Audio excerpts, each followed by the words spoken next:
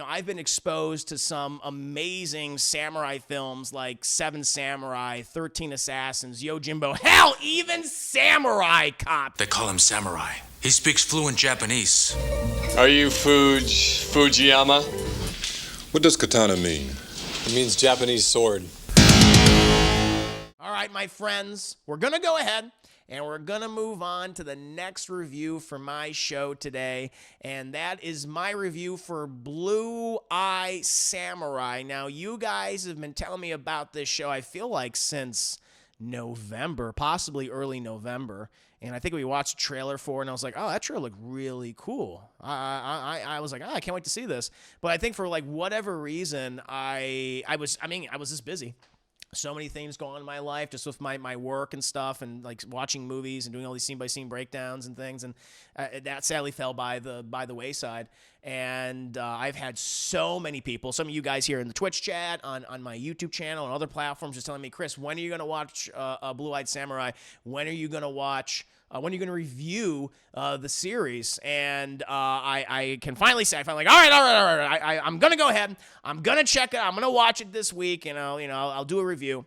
And let me tell you right now, I'm so glad you guys were on my ass about this series, chat, because I have a lot to say about it in just a bit. But to kind of give a bit of a synopsis, a background for those who don't even know what Blue Eye Samurai is, set during Japan's Edo period within the 17th century, Blue Eye Samurai follows a half-white, half-Japanese warrior named Mizu, who embarks on a quest of vengeance against 4 white men, one of whom she believes is her father, who illegally remained in an isolated Japan. First of all, I wanted to briefly talk about my exposure to samurai films, in television, and also in pop culture.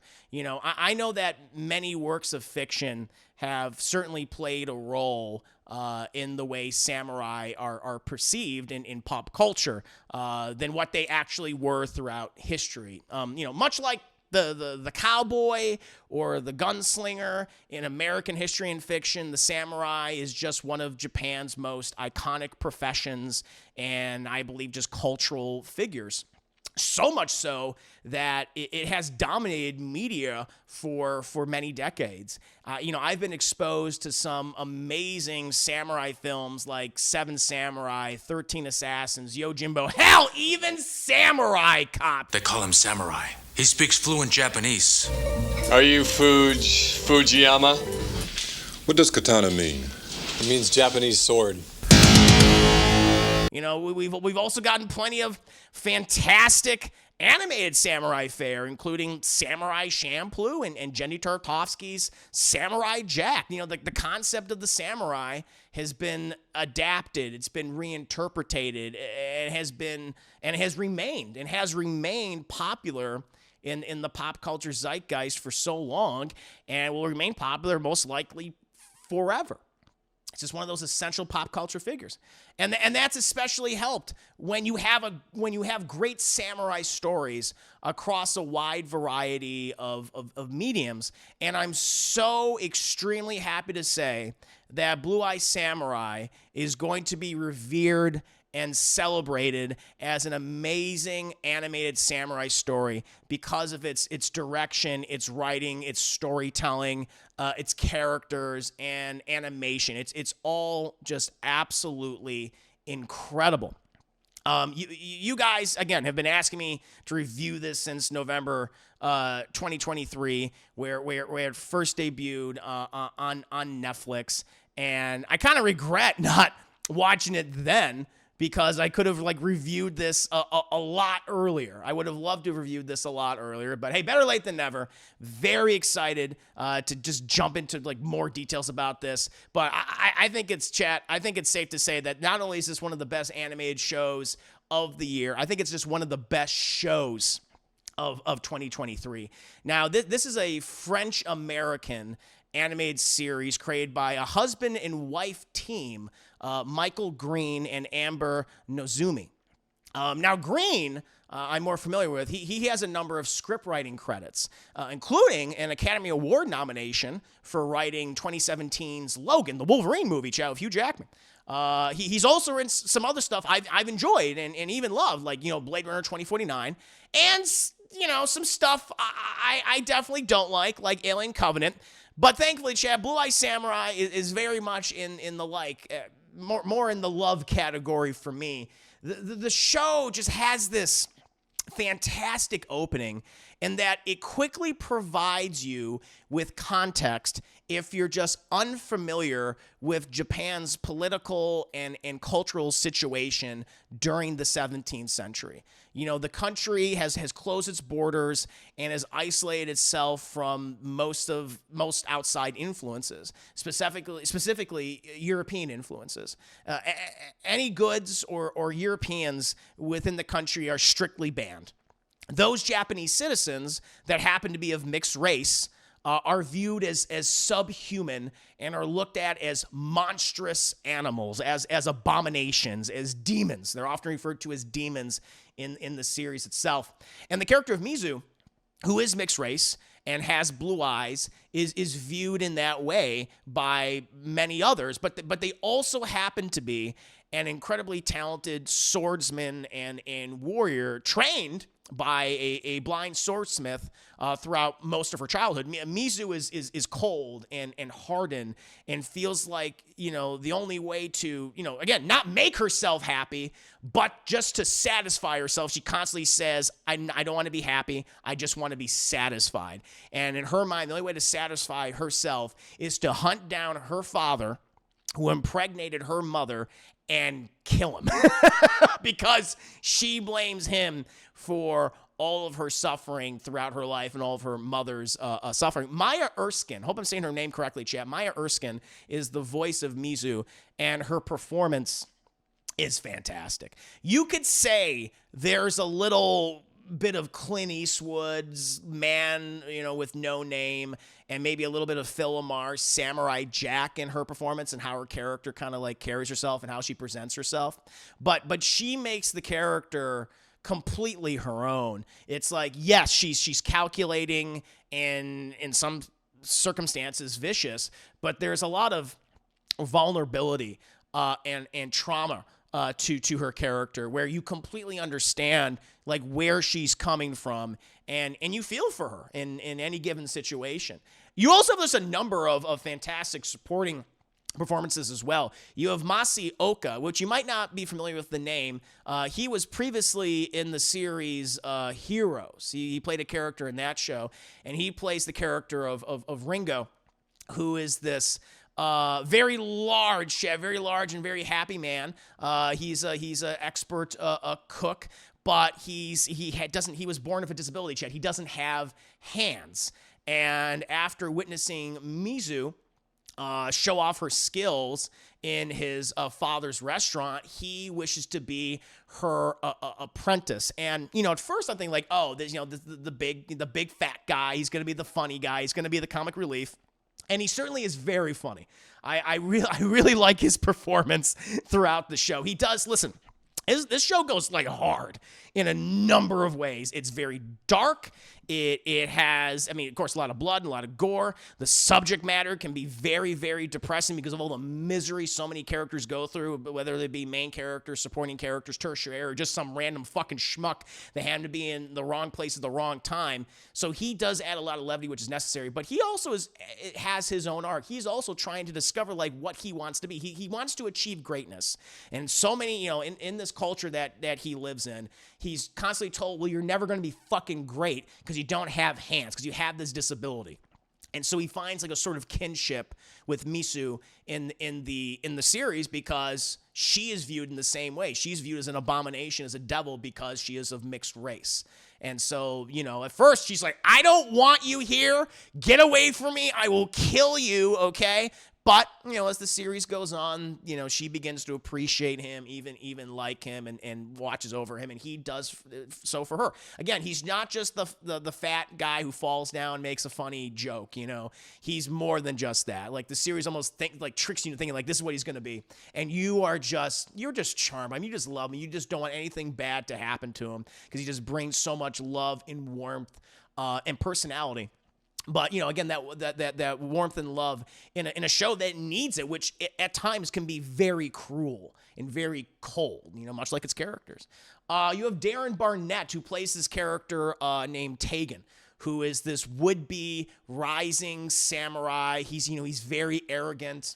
He knew Mizu during her childhood and despised her, although doesn't know that it's that she's a woman, and thinks that it's a man, and has so much resentment because of the culture that he's lived in. He's managed to raise his station in his life, and he has a fiance to this wealthy Japanese lord. Well, he later meets Mizu again within the first episode, pretty much gets his ass handed to him, and he's on this quest to just kind of redeem himself. He wants to get his honor back. A little bit of, maybe you could say, a little bit of Prince Zuko in there, a little bit of Prince Zuko in his character, if I would make a comparison, chat. But, again, we learn more about his background, his circumstances. He does come off as arrogant and petulant and mean. But then we learn more about his history. It's I kind of see why you were the way you were based on what we're learning about you. And his relationship might even change with Mizu throughout the entire series. And he's a very interesting element. And they come to look at each other in different ways throughout the show. Brenda Song. Brenda Song is in the series, chat. And for those that don't know, I played what was that fantastic werewolf game, The Quarry by Supermassive. She was in that series, and she's from, I believe, some Disney Channel content as well. She plays the princess. She plays the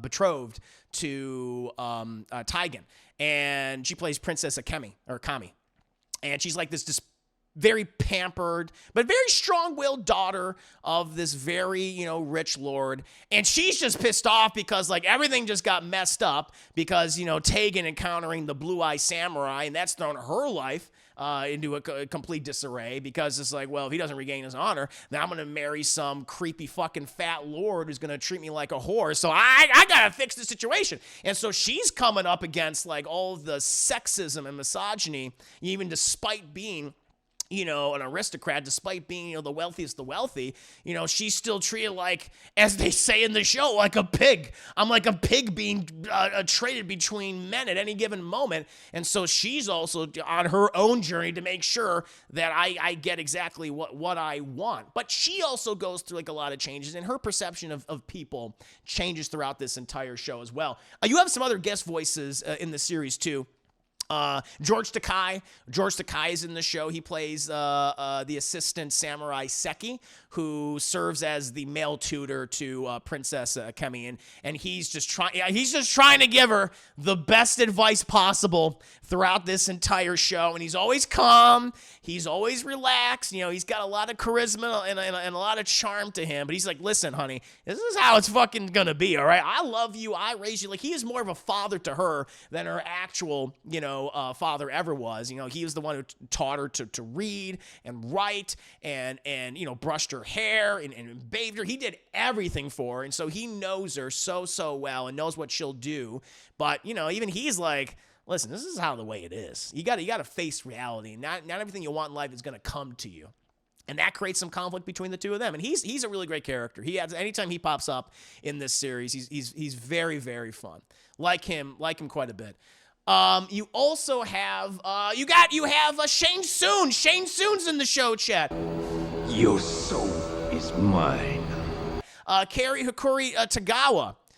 He's in it. And he plays the blind swordsman. He's the blind swordsman towards turned swordsmith, and he's the caretaker. He's the father figure to Mizu in this series. He's very kind, and he's been humbled by life because of his blindness, and he is a source of comfort. But also a source of wisdom for Mizu in her journey and her upbringing, and after she doesn't have anyone. We get a lot of flashbacks with him in the series. And this, thankfully, chat, he is Shane Soon, but he's not mean like Shane Soon. He's a good wise man in this show, and he's great. And that's one of the few people that Mizu has any sense of respect for because of her upbringing with him. And what a positive influence he was on her and kind of like her view of the world, even though maybe she misinterprets some of the things that he told her, because she's just like, I gotta kill my dad. I gotta stab my white daddy. I gotta find him. I'm sorry. I know you told me about, like, let bygones be bygones. There's nothing wrong with being impure. Sometimes the impurities makes us even stronger, makes us even better. I gotta stab my white dad. And he's like, all right, I'll be here. I'll be here waiting for you. Speaking of white people, chat, Kenneth Branagh. He is one of the villains in the show, and he plays Fowler, Chad. He plays Mr. Fowler, Captain Fowler, who is he is a mountain of a man. He is a red-haired, blue-eyed mountain of a man, Chad. I mean, his fucking hands look like, just hams. Look like giant hams, Chad. And if he fucking whacks you, your fucking face is gonna go.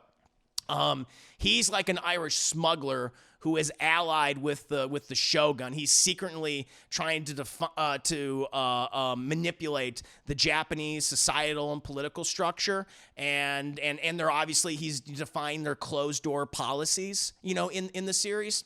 And he wants to actually overthrow the current shogun and replace him with a leader that will open up Japan to outside influences, specifically European influences. Like, that's his end goal. And he's been living in secret in Japan the entire time. And that's who Mizu is seeking out. That's one of the 4 white men she believes may be her father.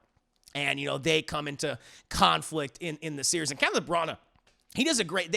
He in the beginning of the series, he's kind of only given a few scenes, but every time he gets a scene in the show, you just feel his menace. They really build this guy up, and they reveal some very, very disturbing things about him throughout this series, particularly towards the latter half. So he's a very intimidating villain. And also it makes sense. It's like, oh, Kenneth Branagh.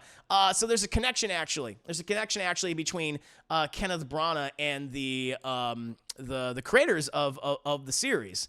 The writer, as I said before, he also, Michael Green, he's also a screenwriter for all of Kenneth Branagh's Hercule Poirot movies, which I'm not the biggest fan of, to be perfectly honest, like Orient Express, Death on the Nile, and the most recent one, which I think was like A Haunting in Venice. And so that's their connection. And so apparently he asked him to be in this show. He's like, yeah, since apparently they have a really good working relationship. And so that's how that came to be. So that's pretty cool. I really like that. And so all the characters, and there's so many other tertiary characters in this series, and they're all like they're either vicious or very funny. Maybe they have like a villain for an episode, and it's like, oh, that's who that really is. It's just great stuff throughout. And the animation. I know I've been talking about all the story and the writing and the characters, but the animation is gorgeous and it's horrifying. It's a 2D, 3D hybrid style of animation where so many of the backgrounds look like a painting or a portrait, like portrait-like, and the character models are like somewhat reminiscent of puppets, like Japanese puppets. You can even say like a little stop motion-esque to a degree. It's a very interesting combination that, in my opinion, like works brilliantly. And again, this is a very violent show that features plenty of blood and gore. You're going to see people lose limbs. Like literally in the first few minutes, people are losing fingers. People are getting decapitated. People are getting their arms chopped off. And you're like, ah! And screaming the whole time. People are being disemboweled and trying to stuff their tummies back of their intestines, but their insides are their outsides, and the outsides can't go back inside anymore. There's also a lot of nudity. There are a lot of boobs, a lot of vagine in this series, but also a ton of penises. Penises as far as the eye can see, Chad. This might be, in terms of penis, this animated show might have the most animated penis, like per capita, like per episode. And it's not just like one penis. We see like a lot of peens in this. Different shapes and sizes, chat. Some circumcised, others uncircumcised. Some, natural, some just baby smooth, chat. There is a lot of peen in this. And they're like, yeah, here you go. Floppy and erect in this show, chat. So again, it's for the male gaze, for the female gaze, for every gaze in between, you're gonna see something that you're gonna like, chat, in this show, especially when it comes to the nudity and the violence. But again, the thing about this is, as wonderful as the animation is, and it's so great. I love seeing adult animation, but I'm just so happy that this series is written impeccably. You're going to really love these characters. You're going to love their changing relationships throughout. I don't have any criticisms of it, honestly. Like, another thing, too. So, these episodes are very long. These are, like, super long episodes, Chad. Like, the episodes range from either 60, I think, like, the shortest episode's, like, maybe 40 minutes. But these episodes are, like, 50 to like 60 minutes long. Some cases like an hour long. I think the first episode was like an hour. And I was like, whoa. When I saw, I was like, whoa. And so they're giving you a lot. Again, this feels like a series that Netflix so often does, carte blanche. Like, all right, you clearly have a great idea. Here's all the money that you need. Go ahead. And they made a lot of these episodes very, very long, and it's earned. They earned their girthy length, chap. And, yes, they have all the great dialogue and character moments, but then you just see these breathtaking scenes as well, and wonderful fight choreography between some of these characters and all the different enemies they go up against, and they dispatch them in brutal fashion. But, yeah, I was very surprised how long these episodes were, but they don't feel long. They feel like, oh, the episode's over, because they're so well paced. Because something new is happening. And it's got just a great mood.